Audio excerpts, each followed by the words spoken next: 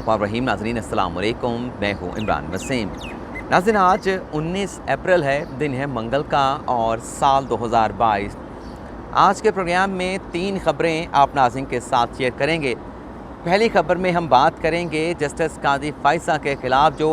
Supreme judicial council में reference दायर करने का मामला है। इस इशू पर जो साबिक़ 2 वफाकी वज़रा फ़रोग़ नसीम और फवाद चौधरी एक दूसरे के आमने सामने आए हैं, दोनों की जानिब से एक दूसरे के ख़िलाफ़ तुंदो तेज़ और सख्त बयानात दिए गए हैं। इस मामले पर आप नाज़रीन के साथ गुफ्तगू करेंगे और आपको ये बताएंगे कि जस्टिस काजी फ़ाइज़ा के ख़िलाफ़ रेफरेंस दायर करने के मामले पर कौन सच्चा है और कौन झूठा है। और इस इशू के हवाले से मैं 4 चीज़ें आप नाज़रीन की खिदमत में पेश करूँगा और फिर आप तमाम देखने वाले और सुनने वाले इस बात का फ़ैसला करेंगे कि रेफरेंस दायर करने के मामले पर आया कि जो साबिक़ वज़ीर कानून हैं फ़रोग़ नसीम साहब वो सच कह रहे हैं या जो साबिक़ वज़ीर इत्तलात व नशरियात हैं और जो खान साहब के तर्जुमान हैं फवाद चौधरी साहब वो हकीकत बयान कर रहे हैं। इस हवाले से आप नाज़रीन को याद होगा कि एक हफ़्ता पहले खान साहब का जस्टिस काजी फ़ाइज़ा के ख़िलाफ़ रेफरेंस दायर करने के मामले पर पहला स्टेटमेंट सामने आया था, जब पाकिस्तान तहरीक इंसाफ के लॉयर विंग के कुछ वकला ने जाके खान साहब के साथ मुलाकात की। इस मुलाकात से ये ख़बर सामने आई कि खान साहब से उनके पार्टी के वकील ने पूछा, उनके लॉयर विंग के एक वकील ने पूछा कि खान साहब हमने जस्टिस काजी फ़ाइज़ा के ख़िलाफ़ ये जो रेफरेंस दायर किया था इस पर आप क्या कहते हैं। तो खान साहब ने उस वकील के सवाल पूछने पर यह जवाब दिया कि जस्टिस काजी फ़ाइज़ा के ख़िलाफ़ जो रेफरेंस दायर किया गया था उस रेफरेंस को दायर करने के मामले पर जो मुतलका लोग थे उन मुतलका लोगों की जानिब से मुझे मिसगाइड किया गया। यानी जो पहला स्टेटमेंट खान साहब का आया उसमें मुतलका लोगों का लफ्ज़ इस्तेमाल किया गया, उसमें वज़ारत कानून का लफ्ज़ इस्तेमाल नहीं किया गया, उसमें वज़ीर कानून का जिक्र नहीं किया गया। लेकिन नाज़रीन कल जो सहाफ़ियों ने खान साहब के साथ जाकर बनी गाला में मुलाकात की है, इस मुलाकात में एक सहाफ़ी ने जब अदालत से मुतल्लिक़ सवाल पूछा, जस्टिस काजी फ़ाइज़ा से मुतल्लिक़ रेफरेंस दायर करने पर सवाल पूछा, तो पहली मरतबा खान साहब ने वज़ीर कानून और वज़ारत कानून का जो है वो नाम लिया। खान साहब ने कहा कि हमें जो अदलिया है, जो जस्टिस काजी फ़ाइज़ा है, इसके ख़िलाफ़ रेफरेंस दायर नहीं करना चाहिए था। और फिर खान साहब ने यह कहा कि जस्टिस काजी फ़ाइज़ा के ख़िलाफ़ रेफरेंस दायर करने के मामले पर मुझे मिसगाइड किया गया। यानी खान साहब दूसरे लफ्ज़ों में ये कह रहे थे कि जो लॉ मिनिस्टर थे फ़रोग़ नसीम साहब, उन्होंने रेफरेंस दायर करने के मामले पर मुझे प्रॉपर गाइड नहीं किया और मेरे साथ गलत बयानी की गई, मेरे साथ धोखा किया गया, मेरे साथ फ्रॉड किया गया। और फिर इमरान खान साहब ने यह भी कहा कि ये रेफरेंस दायर करके अदलिया के साथ महाजराई को जो है वो जन्म दिया गया। इस नाज़रीन खान साहब के स्टेटमेंट के बाद जो साबिक़ लॉ मिनिस्टर हैं उन्होंने भी अपनी खामोशी को तोड़ा और फवाद जो फ़रोग़ नसीम साहब हैं उनका ये स्टेटमेंट सामने आया कि मैं खान साहब के ख़िलाफ़ बात तो नहीं करना चाहता, लेकिन मैं जो हक़ाइक़ हैं उसको दुरुस्त करना चाहता हूँ। फ़रोग़ नसीम साहब ने जो बातें की हैं वो बातें मैं आपके साथ ज़रूर शेयर करना चाहूँगा, लेकिन जो 4 चीज़ें आपके साथ हमने शेयर करनी हैं वो भी एक एक करके मैं आप नाज़रीन की खिदमत में पेश करता जाऊँगा। फ़रोग़ नसीम ने नाज़रीन कहा कि खान साहब का जो बयान है उस पर जो फ़रोग़ नसीम का बयान आया, उस बयान के ज़रिए फ़रोग़ नसीम ने इमरान खान के जस्टिस काजी फ़ाइज़ा के ख़िलाफ़ जो रेफरेंस दायर किया गया उस बयान को झूठा करार दे दिया। फ़रोग़ नसीम ने कहा कि इमरान खान ने खुद जस्टिस काजी फ़ाइज़ा के ख़िलाफ़ जो रेफरेंस था उसको क्लियर किया और इमरान खान खुद जो है जस्टिस काजी फ़ाइज़ा के ख़िलाफ़ रेफरेंस दायर करने पर बार बार इसरार करते रहे। अब इससे पहले जब सुप्रीम कोर्ट में इस रेफरेंस पर समाअत हो रही थी या जो जस्टिस काजी फ़ाइज़ा ने रेफरेंस के ख़िलाफ़ अदालत उज़्मा से रजू किया था, हम बार बार नाज़रीन को बताते रहे, आपको बताते रहे कि ये रेफरेंस बनाने के हवाले से जो कानूनी तरीक़ाकार है उस कानूनी तरीक़ाकार को फ़रोग़ नसीम जो कि लॉ मिनिस्टर हैं उनकी जानिब से फॉलो नहीं किया गया। और हमने बताया था कि सुप्रीम कोर्ट में जो 10 रुकनी बेंच इस रेफरेंस पर समाअत कर रहा है, ये बेंच इस रेफरेंस को उठा के फेंक देगा। और फिर हमने देखा कि 19 जून 2020 को इस सदारती रेफरेंस को सुप्रीम कोर्ट के 10 रुकनी बेंच ने मुतफ़िक़ा तौर पे कलअदम करार दिया। और उसके बाद जो गलत बयानी की गई फ़रोग़ नसीम की जानिब से, जिसमें उन्होंने कहा कि ये जो रेफरेंस को कलअदम करार दिया गया है, उन्होंने कहा कि ये फ़ैसला हमारी हुकूमत के हक़ में आया है, ये फ़ैसला इमरान खान के हक़ में आया है, ये फ़ैसला वज़ारत कानून के हक़ में आया है। यानी आपका रेफरेंस सुप्रीम जुडिशल कौंसिल ने उड़ा के रख दिया, उसे रद्दी की टोकरी में फेंक दिया। लेकिन आप खान साहब को कहते रहे, आप अपनी हुकूमत को बताते रहे कि सुप्रीम कोर्ट ने जो फ़ैसला दिया है वो हमारे हक़ में सुनाया गया है। इसी तरह से ये जो बयान पहला फ़रोग़ नसीम का सामने आया, जिसमें फ़रोग़ नसीम कहते हैं कि रेफरेंस को खान साहब ने खुद क्लियर किया, तो खान साहब रेफरेंस को किस तरीके से क्लियर कर सकते थे? आपको सबसे पहले तो इस रेफरेंस से मुतल्लिक जो आपने जस्टिस काजी फाइसा से मुतल्लिक जो आपने तहकीकात करवाई, इंक्वायरी कराई, आपको खान साहब से इस रेफरेंस पर जस्टिस काजी फाइसा के ख़िलाफ़ इंक्वायरी इनिशिएट कराने की इजाज़त लेनी चाहिए थी। ये कानूनी तरीका है, ये ज़ाब्ता है बाकायदा तौर पे, और इस हवाले से सुप्रीम कोर्ट के फ़ैसले भी मौजूद हैं। दो चीज़ें मैंने आपके साथ खिदमत में पेश कर दी हैं। एक, जो ज़ाब्ते के मुताबिक इस रेफरेंस को बनाने से पहले जो तहकीकात होनी थी, उस तहकीकात के हवाले से वज़ीर कानून फ़रोग़ नसीम की ज़िम्मेदारी थी कि वो खान साहब से बतौर प्राइम मिनिस्टर ऑफ पाकिस्तान इस बात की इजाज़त लेते, लेकिन फ़रोग़ नसीम साहब ने इस बात की इजाज़त नहीं ली और ख़ुद से जो है एसेट रिकवरी यूनिट के साथ मिलकर इस रेफरेंस को बनाने के हवाले से तहकीकात का आगाज़ कर दिया। लेकिन खान साहब भी बरी ज़िम्मा नहीं है। खान साहब की ज़िम्मेदारी क्या है, कसूर क्या है, वो भी आगे चल के आपको ज़रूर बताएंगे। इस स्टेटमेंट में फ़रोग़ नसीम ने यह भी कहा कि मेरी अदलिया के साथ कोई रंजिश नहीं, मेरी जस्टिस काजी फाइसा के साथ भी कोई दुश्मनी नहीं, लेकिन उन्होंने कहा कि मैंने जो स्टेटमेंट दिया है, इस स्टेटमेंट के हवाले से मज़ीद हक़ाइक़ और तबसरे करने का हक़ महफूज रखता हूँ। इसके बाद नाज़रीन फवाद चौधरी साहब का स्टेटमेंट आ जाता है। फवाद चौधरी ये कहते हैं कि वज़ीर कानून को बतौर मिनिस्टर, लॉ मिनिस्टर अपनी ज़िम्मेदारी लेनी चाहिए। बिल्कुल सही बात की गई, वो लॉ मिनिस्टर थे, उनको ज़िम्मेदारी लेनी चाहिए। लेकिन फवाद चौधरी ने कहा कि हकीकत यह है कि तमाम मामला आपने खड़ा किया था। ये बात भी फवाद चौधरी साहब की बिल्कुल दुरुस्त है। लेकिन आगे जो कहते हैं कि काबीना ने कहा कि जजेस के खिलाफ रेफरेंस भेजना हुकूमत का काम नहीं, इल्ज़ाम दुरुस्त है तो बार एसोसिएशन को रेफरेंस दायर करना चाहिए था। यानी फवाद चौधरी ये कह रहे हैं कि काबीना में ये मामला डिस्कस किया गया था और काबीना में कहा गया था अगर ये इल्ज़ाम जस्टिस काजी फाइसा के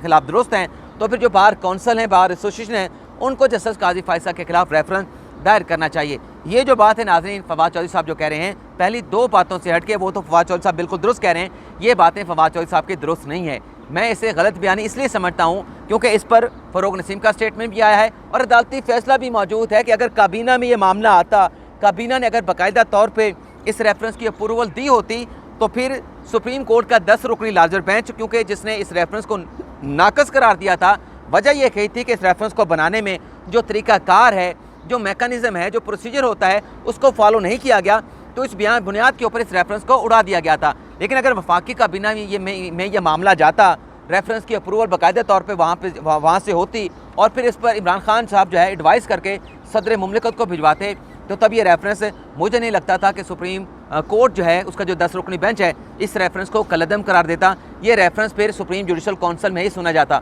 और फिर आगे चल के फ़रोग़ नसीम ने खुद अपनी इस गलती का एतराफ़ किया है कि फवाद चौधरी साहब जो बातें कर रहे हैं उनकी बातें बकवास हैं। और फ़रोग़ नसीम ये कहते हैं कि काबीना की मीटिंग दिखा दें जिसमें किसी काबीना की मीटिंग में ये रेफरेंस का मामला डिस्कस किया गया हो। और उन्होंने ये भी कहा कि क्या फवाद चौधरी साहब ये बयान दे के वज़ीर आज़म को खुद कोई ज़िम्मेदारी नहीं लेनी चाहिए थी, वज़ीर आज़म को उनकी ज़िम्मेदारियों से बरी-ज़िम्मा कर रहे हैं। तो ये फ़रोग़ नसीम साहब ठीक कह रहे हैं, लेकिन इसके साथ साथ सवाल ये भी पैदा होता है कि काबीना की मीटिंग में अगर ये नहीं गया था तो आप फ़रोग़ नसीम साहब इसे काबीना में क्यों लेके नहीं गए? आपने डायरेक्टली बाईपास किया वफाकी काबीना को, तमाम लोगों को, खान साहब को जाके आपने इसकी अप्रूवल ले ली और आपने रेफरेंस दायर कर दिया। और आपको नाज़रीन ये भी बता दें कि रेफरेंस तैयार होने तक खान साहब को सिर्फ बताया गया था कि ऐसी एक चीज़ मौजूद है, जस्टिस काजी फाइसा के खिलाफ तहकीकात की जा रही हैं। तो खान साहब ने मुझे ज़राए बताते हैं कि उन्होंने कहा कि आप तहकीकात करें और अगर बनता है रेफरेंस तो तैयार कर लें। और फिर जब रेफरेंस तैयार हो गया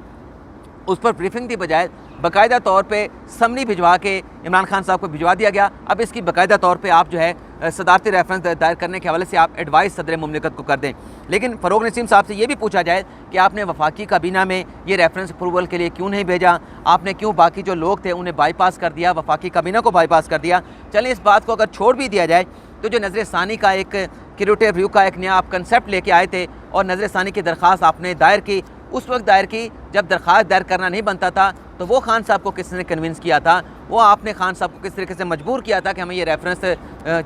रेफरेंस कलअदम हुआ है इस पर नज़र सानी दायर करनी चाहिए। ये भी जो है वो जो फ़रोग़ नसीम साहब हैं उन्होंने खान साहब को जो है पर मजबूर किया था कि आप ये नज़र सानी की दरख्वास्त करें। और अब एक और अहम बात आपके अपना फ़रोग़ नसीम से मुतल्लिक़ मैं आपके साथ शेयर करने जा रहा हूँ कि फ़रोग़ नसीम साहब जो हैं जब पीका की तरमीम से मुतल्लिक़ ऑर्डिनेंस जारी किया गया, उस ऑर्डिनेंस से मुतल्लिक़ पहला जो बयान दिया अपना फ़रोग़ नसीम साहब ने, जब वो ऑर्डिनेंस जारी कर दिया गया ग़ालिबन 19 फरवरी को, फ़रोग़ नसीम साहब का वो स्टेटमेंट सामने आया जिसमें उन्होंने इस बात का एतराफ़ किया कि ये रेफरेंस, ये जो ऑर्डिनेंस है पीका तरमीम से मुतल्लिक़, ये मैंने ड्राफ्ट किया है, मैंने बनाया है और मैंने ये जो झूठी खबरें होती हैं, फ़ेक न्यूज़ होती हैं, उसके ख़ात्मे के लिए तैयार किया है। लेकिन फिर आप 6 मार्च का भी फ़रोग नसीम साहब का स्टेटमेंट निकाल के देख लें, जिसमें फ़रोग नसीम कहते हैं कि मेरा तो इस बात से ताल्लुक़ नहीं कि पी का तरमीम का ऑर्डिनेंस किसने बनाया, जिसने बनाया है उससे जाके पूछें। और ये दोनों बयानात जो हैं अपना फ़रोग नसीम साहब ने कराची में एक तकरीब से खिताब करते हुए दिए थे। एक 19 फरवरी को दिया था जब प्रेस कॉन्फ्रेंस की गई थी, और जो 6 मार्च का बयान है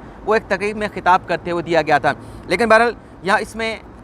जो कसूर बज़ाहिर लगता है वो तो जो फ्रॉड किया गया है, जो खान साहब से धोखा किया गया है, वो तो बज़ाहिर नज़र आ रहा है कि उसमें फ़रोग नसीम साहब ने अपना भरपूर किरदार अदा किया। लेकिन यहाँ पर आपको ये भी बता दें कि खान साहब की भी ज़िम्मेदारी बनती थी कि अगर उनकी पार्टी का वज़ीर कानून नहीं था, क्योंकि जिस तरीके से फ़रोग नसीम साहब वज़ीर कानून बने वो भी आपके सामने है कि MKM उसे ऑन नहीं कर रहे थे, तो खान साहब को अपनी पार्टी के जो लीगल माइंड्स हैं या दीगर लीगल माइंड्स हैं उनके साथ ज़रूर रजू करना चाहिए था, या कम अज़ कम जो है जो अटॉर्नी जनरल थे अनवर मंसूर खान उनसे रजू कर लेते। लेकिन बहरहाल इस खबर की तफसीलात के बाद जो अगली खबर है उसकी तफसील आपके साथ शेयर करते हैं कि बाबर अवान साहब जो है वो क्यों बरम दिखाई दे रहे हैं, जारा मूड में दिखाई दे रहे हैं। तो आज नाज़रीन सुप्रीम कोर्ट में सदारती रेफरेंस पर अहम समाअत होने जा रही है, और आज बाबर अवान साहब ने जो आर्टिकल 63A की तशरीह के मामले पर जो रेफरेंस भेजा गया है, इसमें वो पाकिस्तान तहरीक इंसाफ के चेयरमैन इमरान खान साहब की जानिब से दलाइल देंगे। कल नाज़रीन जब इस केस की समाअत हुई तो बाबर अवान साहब जो है बड़े जारहाना मूड में दिखाई दिए। 3 जगह पर उनकी जज साहबान के साथ नोक झोंक हुई।